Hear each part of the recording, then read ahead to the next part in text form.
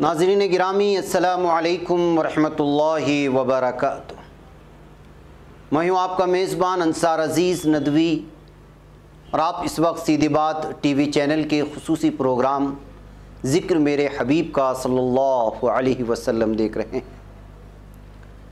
ناظرین گرامی، الحمدللہ آج ہم ذکر میرے حبیب کا پروگرام کی 114 نمبر کی قسط پیش کریں گے۔ گزشتہ قسط میں ہم نے وعدہ کیا تھا کہ ہم مدینے کی دستوری دستاویز میں موجود ایک اہم اقدام کا ذکر کریں گے۔ اس اقدام کے تذکرے کے ساتھ ہم پھر آگے بڑھتے ہیں۔ ناظرین، ایک نہایت ہی اہم اقدام مدینے کو حرم یا سٹی آف پیس قرار دینا ہے۔ یہ بہت بڑا فیصلہ بھی اسی دستوری دستاویز میں طے ہو گیا۔ اس کی معنویت مذہبی لحاظ سے یہ تھی کہ پورے ماحول کو ایک تقدس حاصل ہے، اور اس ماحول کا احترام اس کے باشندوں کو کرنا ہوگا۔ اس کا سیاسی مفہوم یہ تھا کہ جس طرح قریش ایک حرم میں محفوظ تھے، اسی طرح حضور اکرم صلی اللہ علیہ وسلم نے ریاست مدینہ کے باشندوں کے لیے تحفظ فراہم کر دیا، گویا اب مکہ اور مدینہ کی اس لحاظ سے پوزیشن مساویانہ تھی، یعنی برابر تھی۔ اور اس میں ایک چیلنج اہل مکہ کے لیے مضمر تھا کہ اگر تم حرم مدینہ کا احترام توڑ کر اس کے باشندوں پر زیادتی کرو گے تو پھر تم بھی حرم مکہ کے حصار تقدس میں محفوظ نہیں رہ سکو گے۔ ناظرین گرامی، مدینے کے حدود حرم جو اسلامی مرکز حکومت کی حد بندی بھی کرتے تھے، اس کو مستقل طور پر معین کرنے کے لیے حضور اکرم صلی اللہ علیہ وسلم نے خاص اہتمام کیا، اور حضرت کعب بن مالک کو مامور فرمایا کہ حرم مدینہ کی بلندیوں پر مینارے یا برجیاں، روایت میں اصطلاحی لفظ علم آیا ہے، اس کو تعمیر کرا۔ چنانچہ انہوں نے ذات الجیش حفیرہ پہاڑی کے ساتھ جو بیدہ کے وسط میں ہے اور مکے اور مدینے کے راستے پر ہے کہ ٹیلوں پر حشیرب یعنی ذات الجیش سے متصل پر محیص کے پہاڑوں پر شام کے راستے میں حفیہ یا خفیہ مدینے کی شمال کا جو جنگل ہے وہاں پر ذوالعشیر کے مقام پر جو حفیہ کے کنارے واقع ہے، اور تیم پہاڑ پر مدینے کے جو مشرق میں واقع ہے، جا بجا علامتی برجیاں نصب کرتی، جن کے کھنڈرات اب تک موجود ہیں۔ یہ نشان زدہ علاقے تقریباً ایک منزل طویل اور ایک منزل عریض ہے۔ عہد نبی صلی اللہ علیہ وسلم کے میدانہائے جنگ ڈاکٹر حمید اللہ صدیقی صاحب کی جو سیرت کی کتاب ہے، اس میں جا کر کے آپ اس کو ملاحظہ کر سکتے ہیں۔ صفحہ نمبر 11 تا 21 میں یہ پوری کی پوری تفصیلات درج ہیں۔ ناظرین، مدینے کے داخلی نظم کی تاسیس کرنے کے ساتھ ساتھ حضور اکرم صلی اللہ علیہ وسلم نے گرد و نواح کے قبائل کی طرف فوراً توجہ فرمائی۔ چنانچہ مدینے کے جنوب مغرب کے علاقے اور بحر احمر کے ساحلی حصے کا آپ صلی اللہ علیہ وسلم نے متعدد بار دورہ کیا۔ سب سے پہلے آپ صلی اللہ علیہ وسلم ادان کے مقام پر گئے، جو مکے کے راستے پر ابوا سے 7 میل کی دوری پر واقع ہے۔ وہاں بنی حمزہ سے حلیفانہ تعلق قائم کر لیا۔ اسی طرح ینبو کے اطراف میں رہنے والے قبائل سے بھی بہت جلد معاہدانہ تعلقات استوار کر لیے۔ اس اہم سیاسی علاقے میں 1 ہجری میں جبینہ یا جبینہ کا، اور 2 ہجری کے اوائل میں بنو زمرہ یا بنو زمرہ یا بنو زرعہ، بنو رابعہ، اور 2 ہجری کے اواخر میں بنو مدلج کا تعاون بھی حاصل ہوگا۔ یہ سب کے سب قبائل کے نام ہیں جو میں نے آپ کے سامنے رکھا۔ بعض کے ساتھ تو مشترکہ دفاعی معاہدات طے پا گئے کہ ان پر حملہ ہو تو مسلمان مدد دیں گے، اور مسلمانوں پر حملہ ہوا تو وہ امداد کو آئیں گے۔ یہ معاہدے ہوئے تھے ان قبائل کے درمیان۔ بعض معاہدوں میں اتنے پر اکتفا کیا گیا کہ حضور اکرم صلی اللہ علیہ وسلم کے دشمنوں سے دوستانہ تعلقات نہ رکھے جائیں گے. یعنی کوئی حملہ کرتا ہے تو آپ مدد کو نہ آئیں، کوئی بات نہیں. آپ پر حملہ کرتا ہے تو ہم آپ سے مدد کے لیے نہیں آئیں گے، لیکن اگر کوئی ہم پر کوئی دشمن اگر حملہ کرتا ہے تو پھر دوستانہ تعلقات نہ رکھے جائیں. جو لوگ آپ صلی اللہ علیہ وسلم سے دشمنی کرنا چاہتے ہیں. اور بعض میں غیر جانبداری تسلیم کرائی گئی کہ اسلام ریاست کے ساتھ اگر کسی دشمن کی لڑائی ہو تو معاہد قبیلہ غیر جانبدار رہے گا. گویا تدبیر کے دائرے میں حضور اکرم صلی اللہ علیہ وسلم کی سیاسی حکمت بہت ہی لچک رکھتی تھی. اس کو بھی ڈاکٹر حمید اللہ صدیقی صاحب نے اپنی کتاب میں درج کیا. ظاہر سی بات ہے کہ اس حلیفانہ فضا نے ان قبائل میں دعوت اسلامی کے راستے کھول دیے اور تحریک کے علمبردار اور حامی پیدا ہونے لگے. بعد ازاں سیاست نبوی صلی اللہ علیہ وسلم کی یہ تدبیر ایک مستقل باب بن گئی اور ہر زمانے میں متعدد سفر آپ صلی اللہ علیہ وسلم نے اسی غرض سے کیے اور دیدبانی کی مہمات ہوں یا جنگی اقدامات، جب بھی آپ صلی اللہ علیہ وسلم مدینے سے نکلے حلیفانہ تعلقات کو توسیع دینے کا لائے عمل ہمیشہ سامنے رہا. یہاں ہم تفصیل نہیں دے رہے ہیں، اس کا موقع کسی اور قسط میں آئے گا. دشمن کو کمزور کرنے، اسلامی تحریک کو آگے بڑھانے، اپنی دفاعی سیاست کو مضبوط کرنے اور حدود و ریاست کو وسیع کرنے کا ایک نہایت ہی مؤثر ذریعہ یہی معاہدانہ تعلقات کا پھیلاؤ تھا. ان تدابیر کے ساتھ اسلامی انقلاب کے داعی اول اور اس کے رفقا نے یہ امر واقع اچھی طرح محسوس کر لیا تھا کہ ہمیں ایک طوفانی سمندر کے درمیان جو ننھا سا جزیرہ ہے وہاں پاؤں ٹکانے کے لیے نصیب ہوا ہے، اس کا وجود ہر آن معرض خطر میں ہے. یا تو طوفانوں کا منہ پھیر کر چوطرفہ سمندر کو مسخر کرنا ہوگا یا پھر یہ جزیرہ بھی ایک بلبلے کی طرح طوفانوں میں گم ہو جائے گا. انہوں نے نہایت تیزی سے اپنے آپ کو ایک متحرک جنگی قوت میں بدل لیا. یہ ہستیاں بدلتے ہوئے حالات میں تحریک اسلامی کے نت نئے تقاضوں کو اس خوبی سے سمجھتی تھی کہ نئے مراحل کے لیے فوراً نئی صلاحیتیں اپنے اندر ابھار لیتی تھی. مدینے میں جب دور جہاد نے ان کو پکارا تو ایک ثانیہ کے لیے بھی اپنی سابق پوزیشن سے نئے موقع پر آتے ہوئے نہیں جھجکی. انہیں سے کبھی کسی نے یوں نہیں سوچا کہ ہم تو داعی اور وائز لوگ ہیں، ہمیں بھلا جنگ و پیکار کے ہنگاموں سے کیا واسطہ، یہ تو دنیوی سیاست کاروں اور سلطنتیں فتح کرنے والوں کی مشغلیں ہیں اور اصلاح پسندوں کو یہ کہاں زیب دیتے ہیں. حکومت و سلطنت اور جنگ و پیکار کی راہ مبلغوں کی راہ کہاں ہو سکتی ہے؟ مبلغوں کا کام تو بس پڑے پڑے مار کھاتے رہنا اور اس حالت میں برداشت کا کمال دکھانا ہوتا ہے. اگر مدینے کی مسلمانوں کی جماعت اس طرح سوچتی، تحریک کے تقاضوں کو تبدیلی کا شعور نہ پا سکتی، آگے بڑھتے بڑھتے بحث و نظام میں لگ جاتی تو 4 تنکوں سے تحریک نے جو آشیانہ بنایا تھا وہ آشیاں بنانے والوں کے جذبات کی اپنی ہی کسی چنگاری سے جل چکا ہوتا. اس کے لیے کسی خارجی برق درخشاں کی ضرورت ہی نہ ہوتی.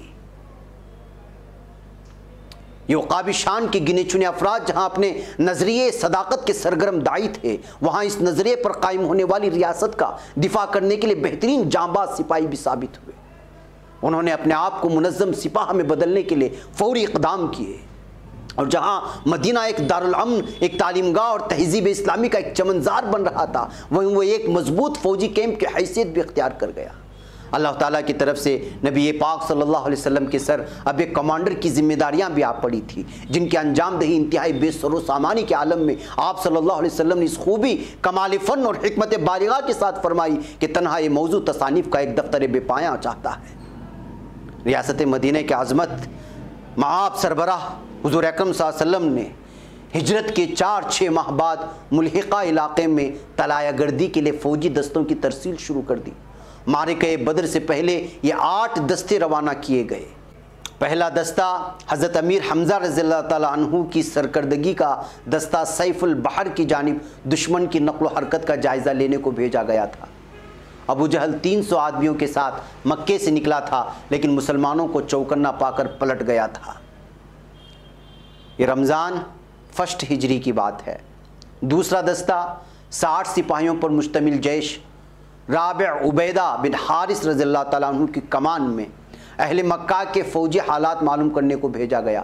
دشمن کے 200 آدمی عکرمہ یا ابو سفیان کی سرکردگی میں سنیت المرہ کے مقام پر موجود پائے گئے. گشت لگا کر یہ جیش سلامتی سے واپس آ گیا. یہ شوال فسٹ ہجری کی بات ہے.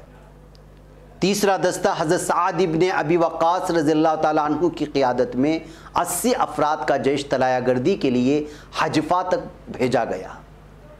یہ لوگ بغیر کسی واردات کے واپس آ گئے، اور یہ واقعہ بھی ذی قعدہ 1 ہجری کا ہی ہے۔ چوتھا دستہ نبی اکرم صلی اللہ علیہ وسلم خود 70 افراد کو لے کر ابوا کے علاقے لے گئے، جہاں سے قریشی شاہراہ تجارت گزرتی تھی۔ حضور اکرم صلی اللہ علیہ وسلم عمرو ابن فحشی زمری سے معاہدہ کر کے بغیر کسی تصادم کے واپس آ گئے۔ یہ سفر 2 ہجری کی بات ہے۔